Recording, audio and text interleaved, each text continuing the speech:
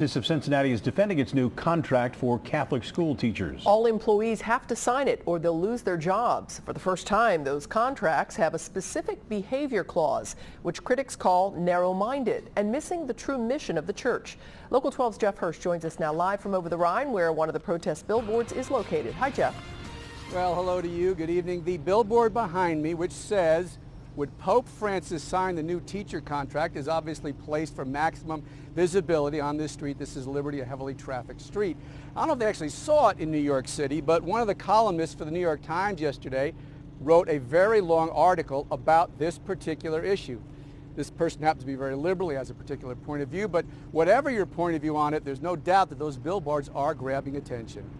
There are a dozen of these billboards around town. A group called Voice of the Faithful says the Archdiocese of Cincinnati, with its new teacher contract, is not being faithful to the gospel. The message is that these new, very strict conditions of the Archdiocesan school contract go so counter to the message of love and inclusion that Pope Francis is giving to the world. The billboards follow a recent rally against the new contract, which spell out a morality clause, no public support for things like abortion, out-of-wedlock sexual relationships, or a gay lifestyle. Would Pope Francis sign the teacher contract? Unequivocally, yes. The superintendent of the Archdiocesan schools says while the new contract is longer, it does not really change what Catholic school teachers have been expected to do all along, not to publicly endorse what the church opposes. I'm somebody who has somebody in my family who I'm close to who is gay, and I don't feel like there is a conflict between signing the contract and living out the ministry that I am called to and continuing to love my relative. But the billboard activists say that's hypocritical. Christine Schroeder's 4 children went to Catholic school. Now she has grandchildren.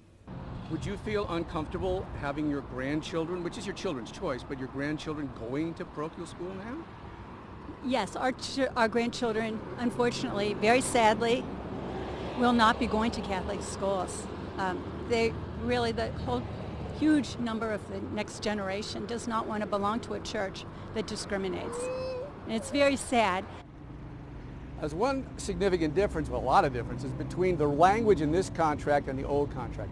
In this contract, the teachers are specifically called teacher ministers. And that language is there for a specific reason, because a religious organization, it's easier for a religious organization basically to fire somebody who is a quote-unquote minister than if they're just a teacher, a layperson. And the Archdiocese of Cincinnati learned that lesson rather painfully not too long ago. Someone was fired and she sued. And this was a woman who had a baby. She was not married, and she won. So that language is in there specifically for a reason. Live and over the Rhine, Jeff Hirsh, Local 12 News. All right, Jeff, thank you. And the Archdiocese of Cincinnati has more than 3,000 teachers in parishes from here to Dayton. The superintendent says he only knows of a handful of teachers who have refused to sign the new contracts.